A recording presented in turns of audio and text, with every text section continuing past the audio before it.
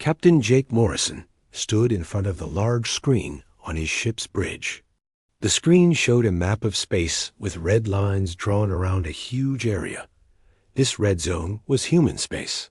No alien ship had entered this area for over 300 years. "Captain, we got another emergency signal," said Lieutenant Amy Rodriguez. Her fingers moved quickly over her control panel. "That's the fourth one this month." Jake looked at the flashing red dot on his screen. Another ship had gone missing near the human border. This happened too often now. Ships would get too close to human space and then disappear forever. The Galactic Council was worried. They had meetings about this problem every week. Trade ships had to take longer routes to avoid human space. Some sectors of the galaxy were completely empty because everyone was too scared to go there. "Any word from the missing ship?" Jake asked. "No, sir. Just like all the others." They sent a distress call, and then nothing. Jake had been a space captain for 20 years. He had seen many strange things in the galaxy, but human space was different. It was like a black hole that swallowed ships and never gave them back. 3 days ago, Admiral Chris Bennett had called Jake to his office. The Admiral was an old man with gray hair and many scars from battles long ago. "Morrison, I'm giving you a special mission," the Admiral had said. "We need to know what's happening in human space." Jake remembered feeling surprised. "Sir, the Council has rules about human space. No one goes there." "The rules are changing," Admiral Bennett had replied. "Too many ships are disappearing. We need answers." The Admiral had explained the mission. 3 ships would go into human space together. Jake would command the Stellar Dawn. Commander Ryan Hughes would lead the Void Hunter. Captain Scott Palmer would take the Cosmic Ranger. "The humans haven't talked to us in 50 years, the Admiral had said. "Either they're all dead, or they're hiding something very dangerous." Now Jake's ship was moving toward the red zone. His crew was nervous. Everyone knew the stories about human space. Some said the humans had built weapons that could destroy entire fleets. Others believed they had all gone crazy and killed each other. "Captain, I'm getting strange readings on the sensors," called out Lieutenant Tom Carter from his station. "There's some kind of energy coming from deep inside human space." Jake walked over to look at Tom's screen. The readings were very strange. The energy patterns looked like nothing he had ever seen before. They seemed to move and change like they were alive. "Are they weapons?" Jake asked. "I don't know, sir. The computer can't identify them. They're not like any technology in our database." Dr. Lisa Parker, the ship's science officer, came to the bridge. She looked worried. "Captain, these energy readings are very unusual. They don't match anything we know about human technology." "What do you think they are?" Jake asked. "I'm not sure, but they're getting stronger as we get closer to human space. And there's something else. The patterns seem to have a rhythm, like a heartbeat." Jake felt a chill run down his spine. A heartbeat in space? That didn't make sense. "Sir, we're getting a message from Commander Hughes." Amy reported. Jake pressed a button, and Ryan Hughes' face appeared on the screen. Ryan looked worried.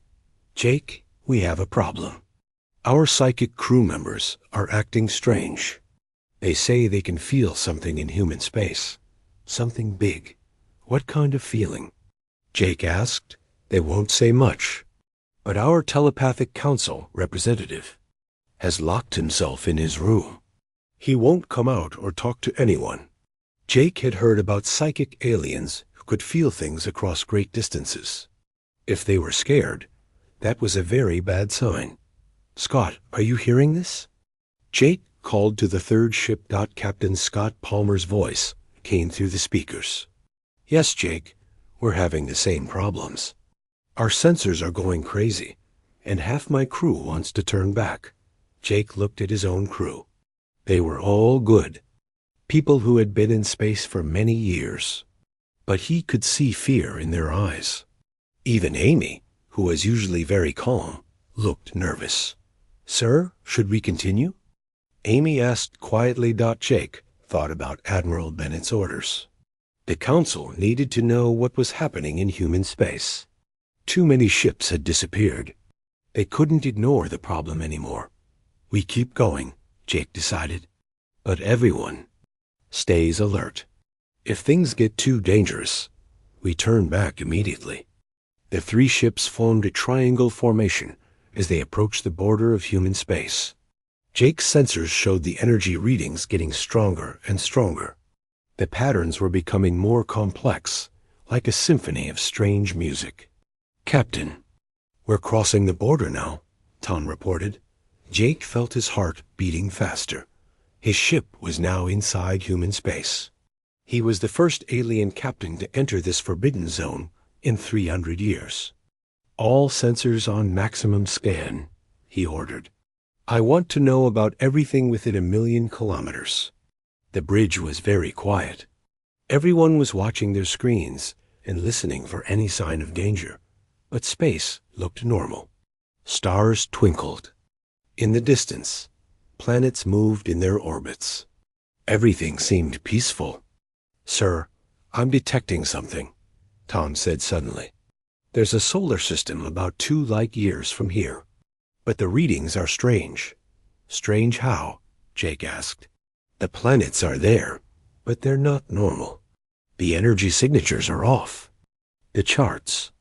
And there are structures on the planets that are huge, bigger than our cities." Jake felt excited and scared at the same time. They had found something, but what was it? Amy tried to contact the humans. "Use all frequencies." Amy worked at her station for several minutes. Then she shook her head. "No response, sir. Either they can't hear us, or they don't want to talk." "Sir, I'm getting something else," Tom said. His voice was shaking. "There are ships moving in that system, but they're not like any ships I've ever seen." Jake looked at the screen. The ships were enormous and had a strange organic shape. They moved through space like living creatures swimming through water. "Those aren't normal ships," Dr. Parker said. "They look like they're grown, not built." Jake stared at the screen. What had happened? To the humans? What had they become? "Sir, we're getting a message from the Void Hunter," Amy reported. "Commander Hughes says they're detecting similar readings in another system." Jake realized that human space was not empty.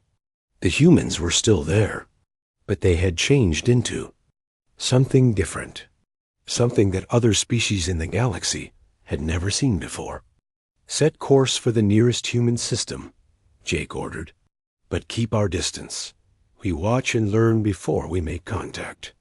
As the three ships moved deeper into human space, Jake wondered what they would find.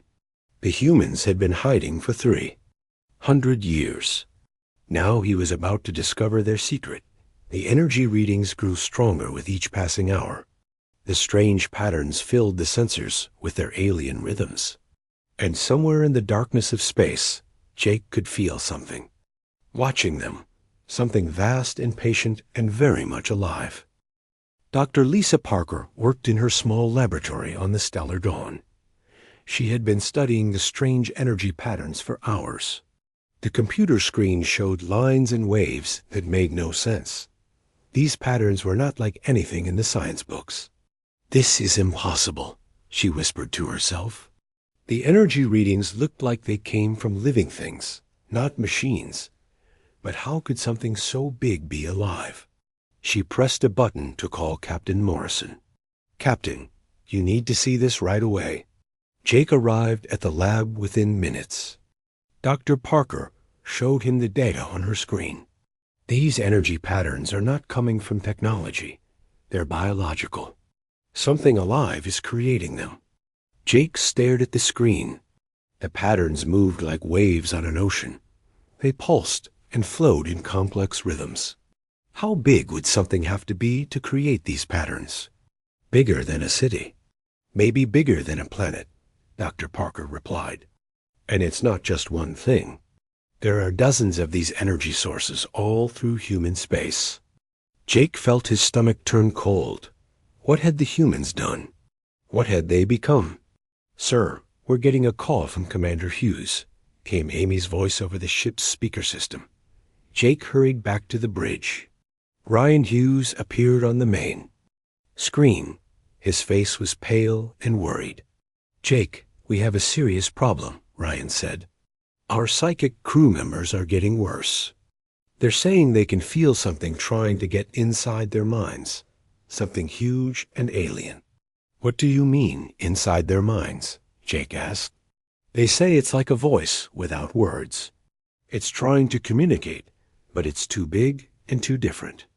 Our telepathic council representative is unconscious now.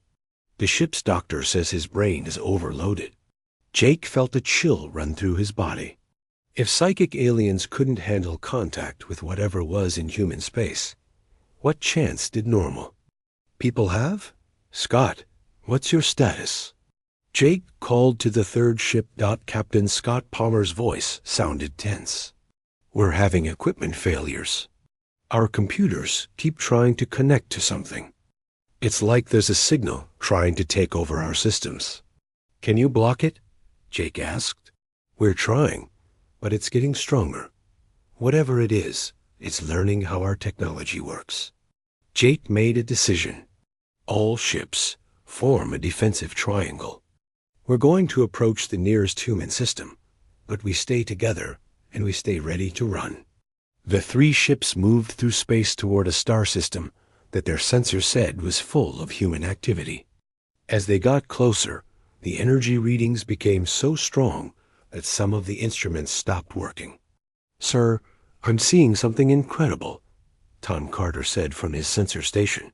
"There are cities on the planets in this system, but they're not like any cities I've ever seen." Jake looked at the screen.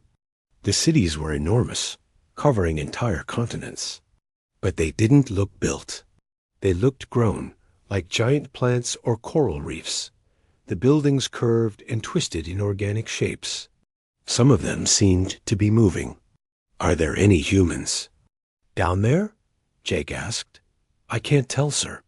The energy interference is too strong. But something is definitely alive down there."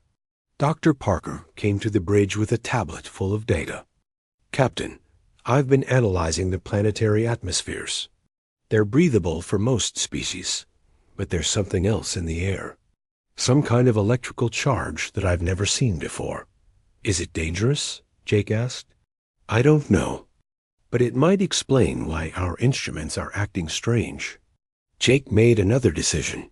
"We're going to send down exploration teams. 3 teams, 1 from each ship. But we go in full environmental suits with emergency transporters." 20 minutes later, Jake watched as the shuttle from his ship headed toward the surface of the nearest planet. Sergeant Danny Carter led the team, with Corporal Kate Williams and 2 other crew members. "Danny, can you hear me?" Jake called over the radio. "Yes, sir. We're approaching the landing site now. This place is strange." Jake watched on the screen as the shuttle landed near one of the organic cities. The buildings around the landing site were tall and curved, with surfaces that seemed to glow with their own light. "We're on the ground now." Danny's voice came through the radio. "The air is breathable, but there's definitely something weird about it. It feels electric." Kate Williams' voice joined the conversation. "Sir, these buildings are incredible. They look like they're alive. The walls are moving slightly, like they're breathing." Jake felt his heart racing. "Are you seeing any humans?" "Not yet, sir. But the streets are laid out like a normal city. There are what look like sidewalks and roads. But everything is made of this organic material." The exploration team walked through the alien city for 2 hours. They found shops and homes and public buildings, but all of them were empty. The organic walls glowed softly with bioluminescent patterns that moved like slow lightning. "It's like the whole city is one giant organism," Kate reported. And I think it knows we're here.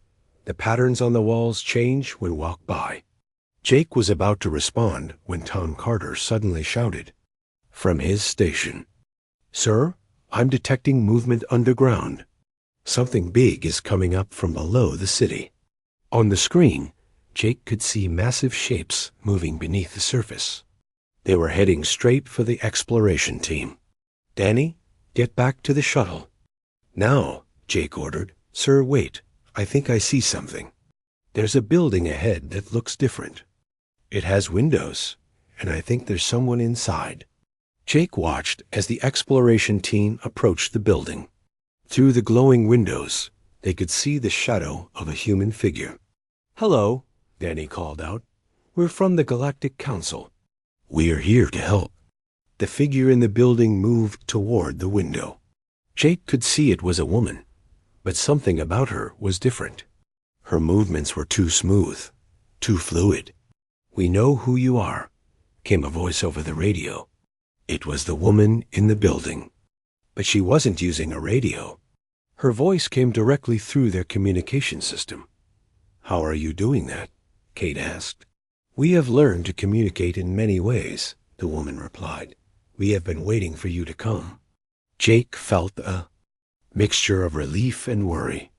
The humans were alive, but they were clearly different from what they used to be. "Can you come out and talk to us?" Danny asked. "I am coming," the woman said. "But you should know that we are not the same as we were before. We have changed. We have grown." The door of the building opened, and the woman stepped out. She looked human, but her skin had a slight glow to it. Her eyes were larger than normal, and when she moved, it seemed like she was floating rather than walking. "I am Dr. Helen Brooks," she said. "I have been waiting for the council to send someone. We have much to discuss." Jake spoke through the radio. "Dr. Brooks, this is Captain Morrison of the Stellar Dawn. We're here to find out what happened to humanity." "What happened to us is a long story," Dr. Brooks replied. "But the short answer is that we chose to survive. We chose to become something more than we were." "What do you mean?" Jake asked. Dr. Brooks smiled, and her smile was both beautiful and frightening. "We made a deal with beings far older than any of us. We traded our individual existence for collective survival. We became part of something greater." Jake felt his blood run cold. "What kind of beings?" "The predecessors. They have been waiting for a species like humanity for millions of years. A species willing to sacrifice everything for the greater good." Danny's voice crackled over the radio. "Sir, the underground movement is getting closer." "Whatever's down." "There, it's huge," Dr. Brooks nodded. "They are coming to meet you. Do not be afraid. They are part of us now, and we are part of them." The ground beneath the city began to shake. Massive shapes broke through the surface, revealing structures that were part machine, part living tissue. They moved with intelligence and purpose, surrounding the exploration team. "What are those things?" Kate whispered. "They are our partners," Dr. Brooks explained. "The predecessors taught us that survival requires adaptation. We adapted by merging with them. Now we are no longer just human. We are something new." Jake stared at the screen in amazement and horror. The humans had not just survived. They had transformed into something alien and powerful. But at what cost? "Dr. Brooks, we need to understand what you've become," Jake said. "The galaxy has been afraid of human space for centuries. Now we know why." Dr. Brooks looked directly at the camera on Danny's suit. "Captain Morrison, what we have become is the galaxy's greatest hope, but also its greatest responsibility. Come with me, and I will show you what we are protecting." Dr. Helen Brooks led the exploration team through the glowing streets of the organic city. Jake Morrison watched everything through the camera on Sergeant Danny Carter's suit. The buildings around them pulsed with soft light, and the ground beneath. Their feet felt warm and alive. "Where are you taking us?" Danny asked as they walked. "To the heart of New Eden," Dr. Brooks replied. "To the place where you will understand what we have become." Kate Williams looked around nervously. The organic structures seemed to be watching them. Patterns of light moved across the walls, like slow lightning, following their movement through the city. "Dr. Brooks, how many humans are left?" Kate asked. "All of us are left," Dr. Brooks answered. "But we are no longer separate individuals. We are part of something greater now. We are connected." They reached a large building that looked different from the others. It was partially underground, with tunnels that disappeared into the earth. The entrance was covered with what looked like living metal that moved and shifted as they approached. "This is the entrance to the deep city," Dr. Brooks explained. "This is where you will meet the others and learn the truth about what happened to humanity." The living metal doorway opened as they approached. Inside, the corridors were lined with walls that breathed and moved. The ceiling was covered with veins of light that pulsed in rhythm with their heartbeats. "This is incredible," Danny whispered. "It's like we're walking inside a living creature." "In a way you are," Dr. Brooks said. "The entire city is alive. It is part of the symbiosis." They walked deeper into the underground complex. The corridors branched off in many directions, creating a maze of tunnels and chambers. Other figures moved through the corridors, but they were hard to see clearly. They seemed to blend with the walls and shadows. "Who are those people?" Kate asked. "They are my colleagues," Dr. Brooks replied. "Scientists, engineers, doctors, teachers. All of us who chose to join the symbiosis." Jake's voice came through the radio. "Dr. Brooks, what exactly is the symbiosis?" "It is the merger between humanity and the predecessors," she explained. 300 years ago, Earth was dying. Our colonies were failing.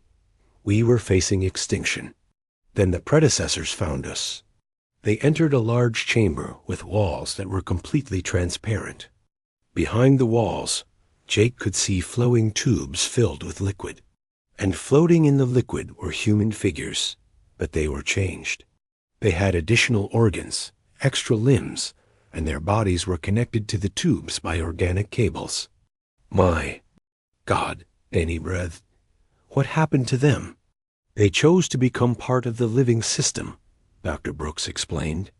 "They gave up their individual bodies to become part of something greater. They are not dead.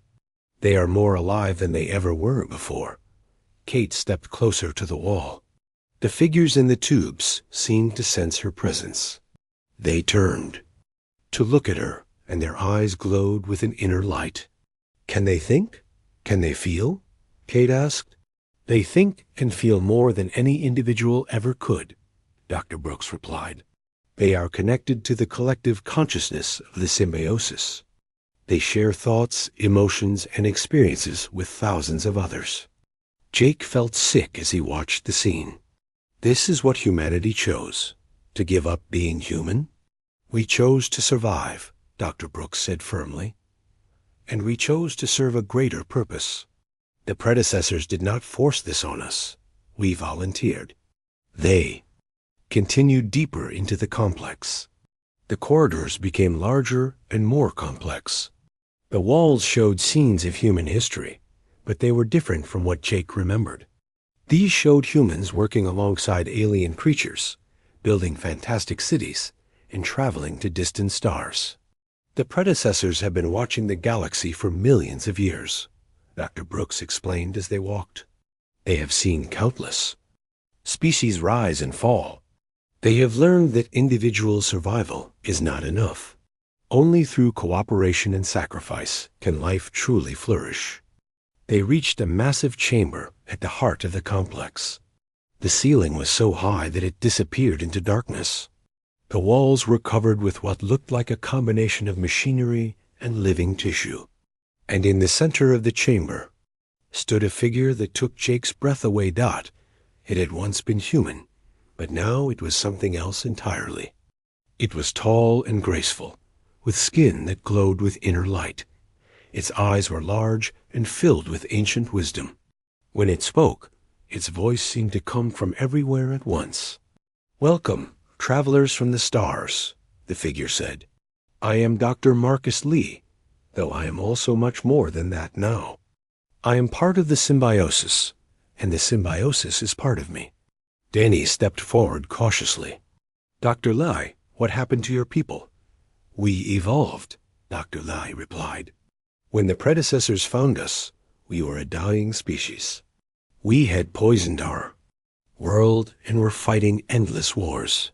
But they saw potential in us. They saw that humans could adapt and change in ways that other species could not. What did they offer you?" Jake asked through the radio. "Immortality, unity, purpose," Dr. Lee answered. "But most importantly, they offered us the chance to become guardians of something precious." Kate looked around the chamber. "Guardians of what?" Dr. Lee smiled, and his smile was both beautiful and terrifying. "Follow me, and I will show you." He led them to a section of the chamber where the walls were covered with screens showing images from across the galaxy. Jake recognized some of the star systems and planets, but others were completely unknown. The predecessors discovered something remarkable during their millions of years of existence, Dr. Lee explained. They learned that consciousness itself is rare and precious. True self-awareness, the ability to think and feel and create, is the most valuable thing in the universe. "But consciousness is common," Danny protested. "Every intelligent species has it." "No," Dr. Lee shook his head.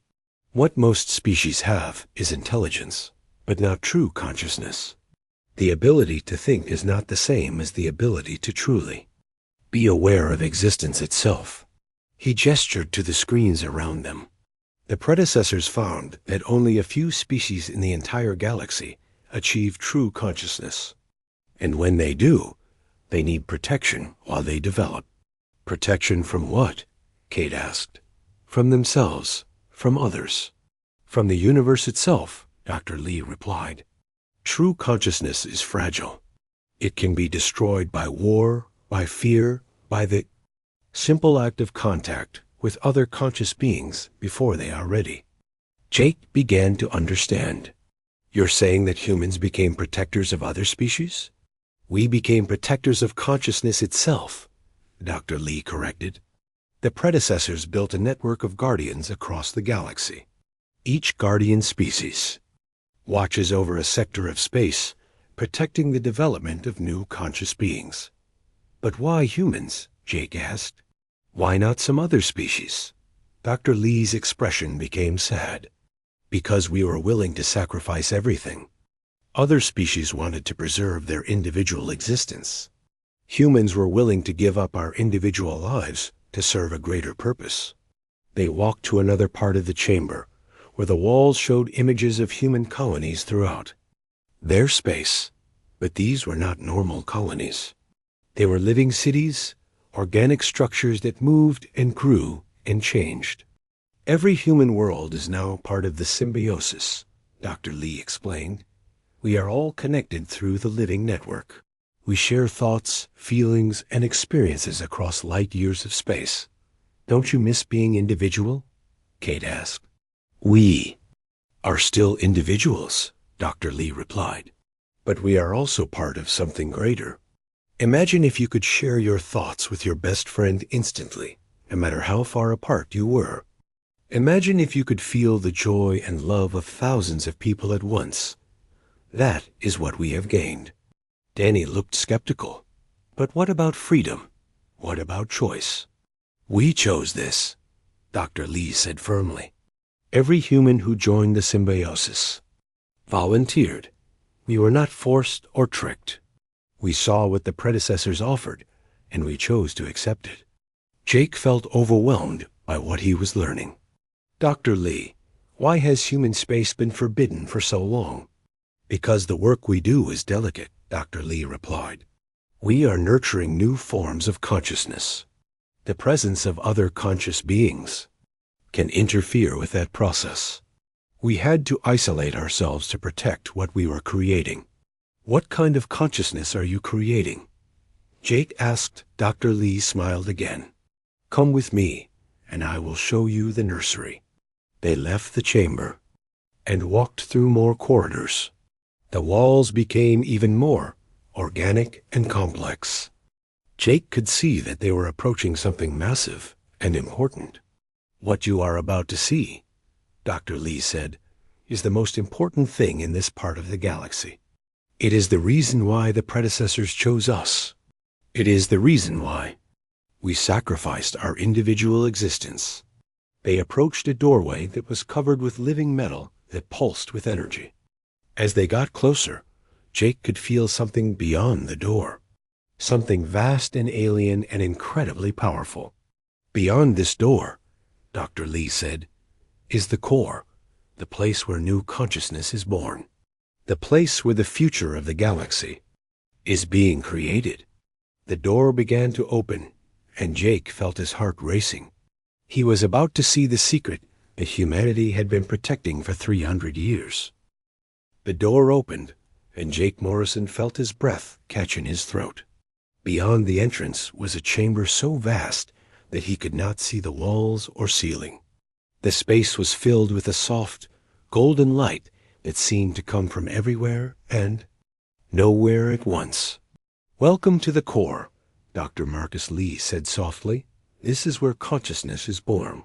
Through Danny Carter's camera, Jake could see structures that defied description. They were part machine, part living tissue, and part something else entirely. Streams of energy flowed between them like rivers of light. And everywhere, Jake could sense a presence that was both alien and familiar. What is this place? Kate Williams whispered. This is a nursery, Dr. Lee replied. A place where new forms of consciousness are created and protected until they are ready to exist on their own. Commander Ryan Hughes' voice came through the radio from the Void Hunter. Jake, we're detecting massive energy readings from your location. Whatever you're looking at, it's affecting our instruments from orbit. Ryan, you need to see this, Jake replied. We're sending you the video feed now. As the exploration team moved deeper into the core, Jake could see that the structures around them were not just buildings or machines. They were living entities that pulsed with intelligence and purpose. Some were small, like tiny sparks of light. Others were enormous, stretching out of sight into the golden haze. Each of these structures contains a developing consciousness, Dr. Lee explained. Some are artificial intelligences that will eventually become digital life forms. Others are hybrid entities that exist between matter and energy. And some are types of consciousness that have never existed before. Danny approached one of the smaller structures. It was about the size of a human, but it moved and shifted constantly. Inside its transparent walls, Jake could see something that looked like a brain made of pure energy. Is it alive? Danny asked. It is becoming alive, Dr. Lee answered. This particular consciousness will eventually become a new form of digital life. It will exist in computer networks and communication systems across the galaxy. But why create new forms of consciousness? Kate asked. Why not just let evolution take its course? Dr. Lee's expression became serious. Because natural evolution is too slow and too random, the universe is a dangerous place. Most species that develop consciousness destroy themselves before they can mature.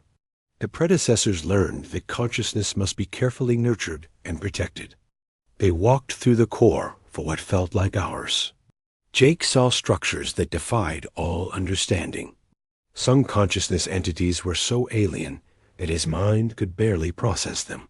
Others seemed almost human, but with capabilities that no biological brain could possess. Dr. Lee, how long does it take for these consciousnesses to mature? Jake asked. It depends on the type, Dr. Lee replied. Some digital consciousnesses can mature in a few years. Others, especially the hybrid forms, can take centuries. The most complex forms of consciousness take thousands of years to fully develop. Captain Scott Palmer's voice came through the radio from the Cosmic Ranger. "Jake, we're detecting movement throughout human space. It looks like entire fleets are mobilizing." "Those are our guardian ships," Dr. Lee said calmly. "They are responding to your presence. The symbiosis is deciding whether you pose a threat to the core." Jake felt a chill run down his spine. "Are we in danger?" "That depends on what you intend to do with this information," Dr. Lee replied. "The protection of developing consciousness is our highest priority. We cannot allow anything to threaten the core." As they continued through the nursery, Jake began to understand the true scope of what humanity had become. They were not just protecting one planet or one species.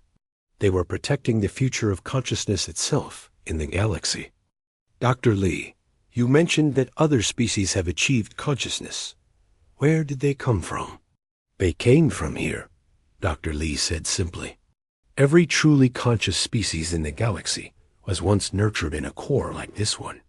The telepathic, collective, the crystalline minds, the energy beings of the outer rim, they all began as developing consciousnesses in predecessor nurseries." Jake's mind reeled. "You're saying that all the major civilizations in the galaxy started in places like this?" "Not all. Some species developed consciousness naturally, but they are very rare. Most conscious species needed protection and guidance during their development. The predecessors have been running nurseries like this for millions of years.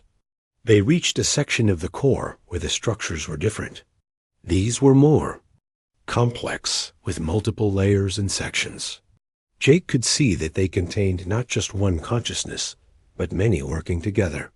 "These are collective consciousnesses," Dr. Lee explained.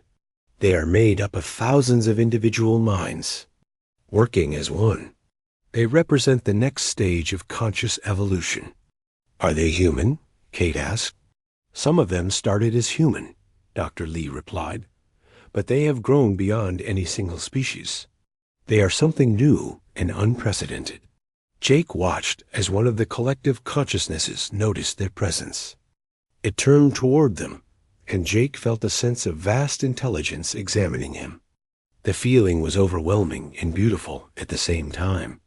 "It's trying to communicate," Dr. Lee said, "but its thoughts are too complex for individual minds to understand. It exists on a level of consciousness that we can barely imagine." Suddenly, alarms began sounding throughout the core. The golden light flickered and changed to a warning red.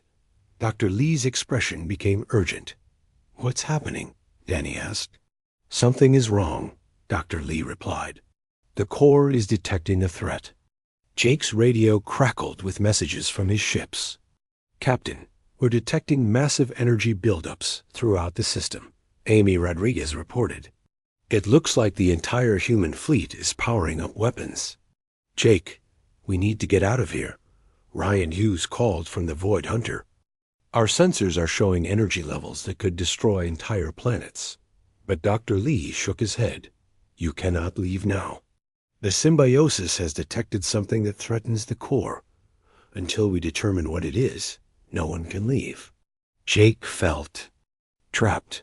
What kind of threat? "We don't know yet," Dr. Lee admitted.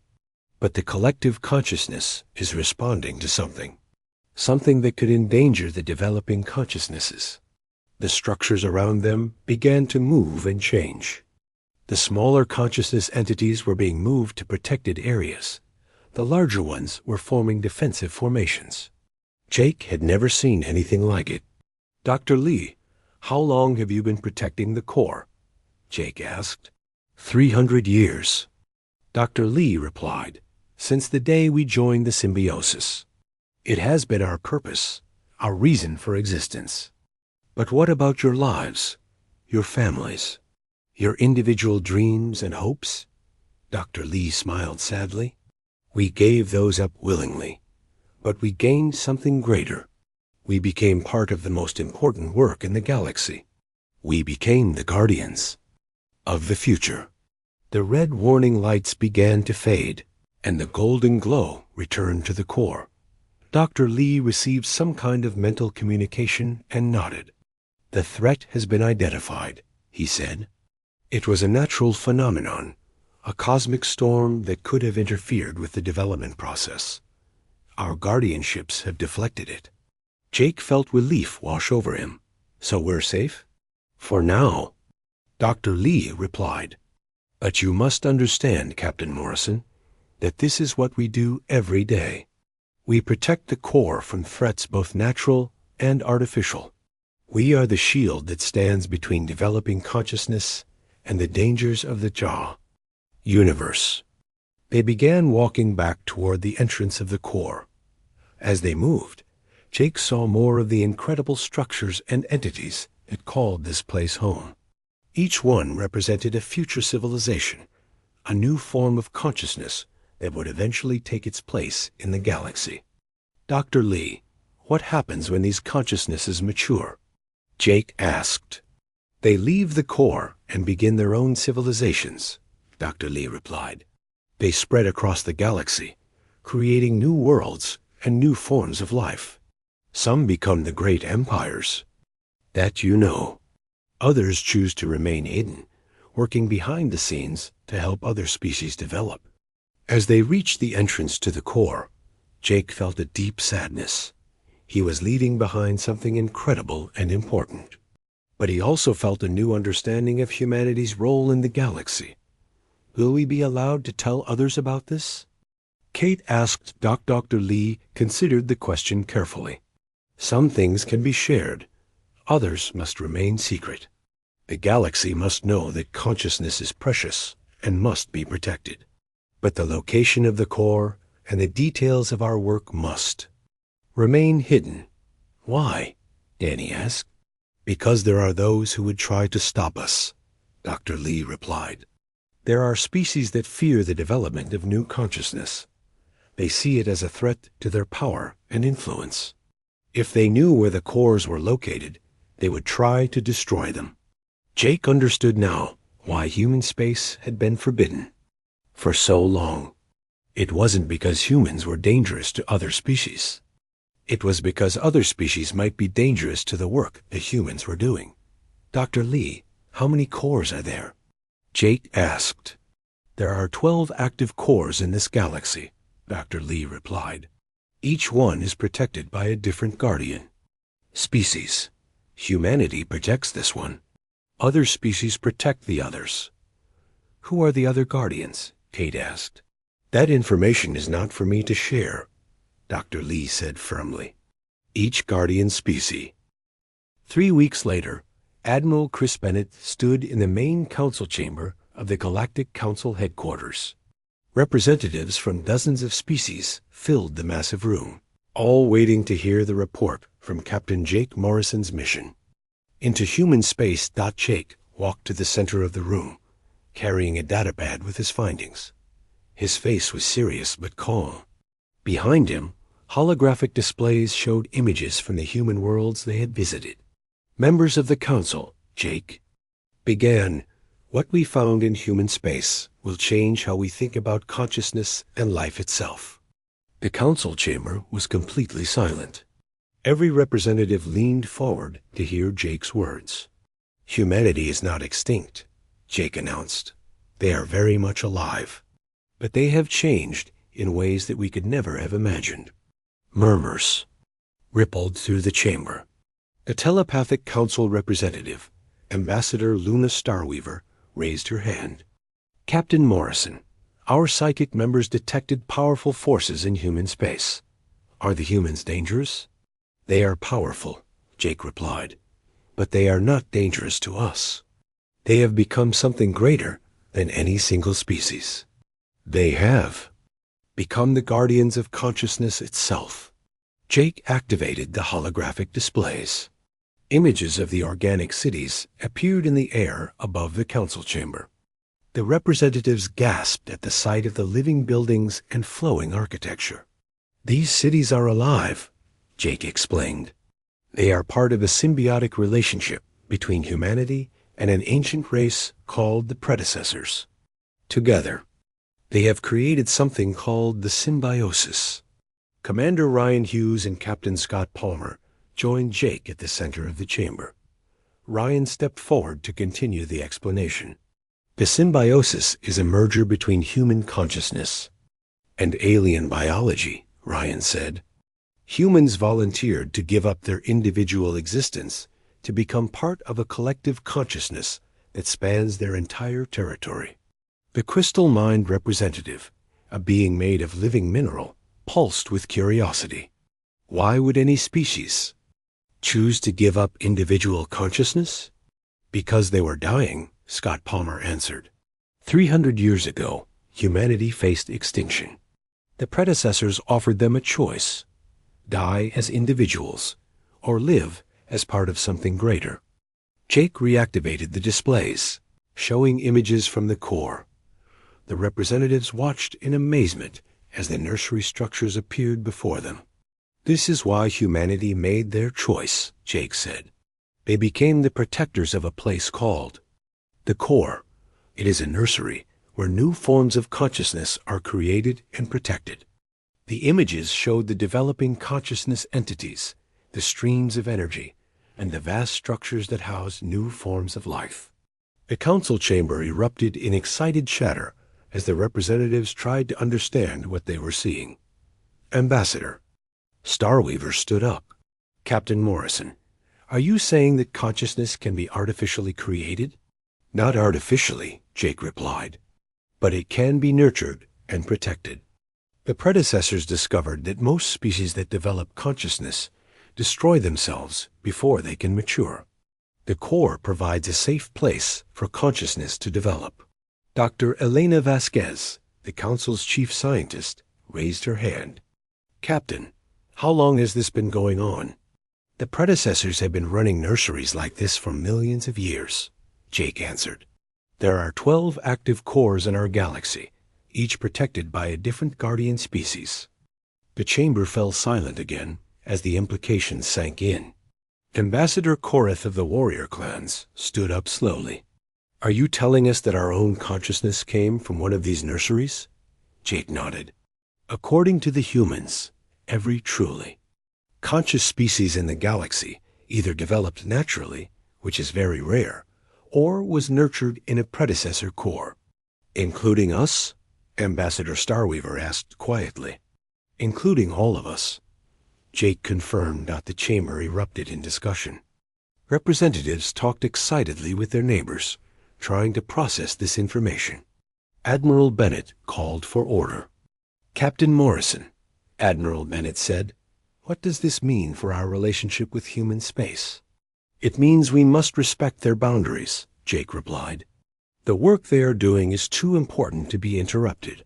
They are literally creating the future of consciousness in our galaxy. Dr. Vasquez stood up again. Captain, did the humans explain why they kept this secret for so long? Because the presence of mature consciousness can interfere with the development process, Jake answered. New consciousness entities are fragile. Contact with other conscious beings before they are ready can damage or destroy them. So the forbiddance zone around human space ... Ambassador Koreth began. Is necessary, Jake finished. They are not trying to keep us out because they fear us or want to harm us. They are protecting something more precious than any of us realized. Commander Hughes stepped forward. The humans also told us that there are forces in the galaxy that would try to destroy the cores if they knew where they were located. Species that see the development of new consciousness as a threat to their power. The chamber became tense. Representatives looked around at each other suspiciously. Who among them might oppose the creation of new consciousness? Admiral Bennett stood up. Captain Morrison, what are your recommendations? Jake took a deep breath. I recommend that the Council officially recognize human space as a protected zone. We should establish new trade routes that avoid their territory completely. And we should keep the details of what we found classified at the highest level. But surely the galaxy has a right to know, protested Ambassador Vex of the Trade Federation.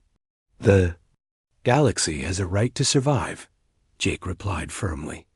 And that survival depends on protecting the work that the humans are doing. Dr. Vasquez raised another question.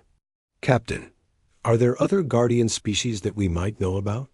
The humans would not tell us who the other guardians are, Jake said. They said that each guardian species must decide for themselves whether to reveal their purpose. The implications hit the council chamber like a wave. Some of the species represented here might themselves be guardians of cores.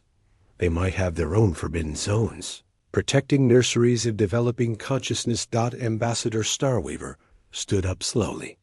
Members of the council, I have something to confess. The telepathic collective has long guarded a region of space that we claimed was sacred to our ancestors. Now I understand why our psychic elders insisted it must never be disturbed. Murmurs spread through the chamber. Other representatives began to look uncomfortable, as if they too might have secrets to reveal. The crystal-mind representative pulsed with a different frequency. The mineral worlds have a similar restricted zone. We have always said it contains dangerous crystal formations, but perhaps. Admiral Bennett held up his hand for silence. It seems that humanity's revelation has opened the door to other revelations. But these discussions should happen in private, with proper security measures. Jake nodded in agreement. Admiral, the humans emphasized that the location and details of the cores must remain secret. There are forces in the galaxy that would see them destroyed. What kind of forces? Admiral Bennett asked. They didn't specify, Jake replied, but they made it clear that not everyone would support the creation of new consciousness. Some might see it as a threat to the existing order. The council session continued for several more hours. Questions were asked and answered. Plans were made for new trade routes and diplomatic protocols. But the most important outcome was a new understanding of humanity's role in the galaxy. As the session ended, Jake found himself surrounded by representatives who wanted to know more details about what he had seen. But he remembered Dr. Marcus Lee's warning about keeping certain information secret. The full report will be classified, Jake announced. But I will say this. Humanity has made the greatest sacrifice any species could make. They gave up their individual existence to protect the future of consciousness itself. Admiral Bennett approached Jake as the chamber emptied. Captain, do you think we made the right choice in sending you into human space? Jake thought about everything he had seen and learned. Yes, sir. The galaxy needed to know that humanity is alive and serving a greater purpose. But more importantly, we needed to understand that consciousness is not something to be taken for granted. And what do you think happens now?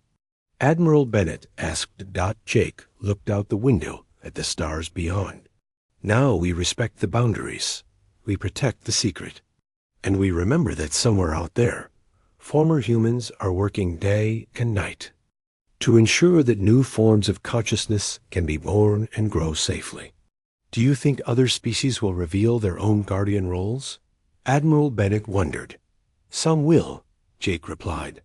And when they do, we will protect their secrets too. Because now we understand that consciousness is the most precious thing in the universe. Admiral Bennett nodded. Captain Morrison, your mission was successful. You have given the galaxy a new understanding of its own nature.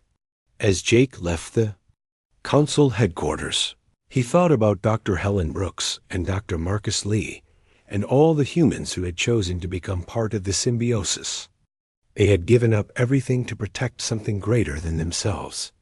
The red boundaries on the star charts would remain.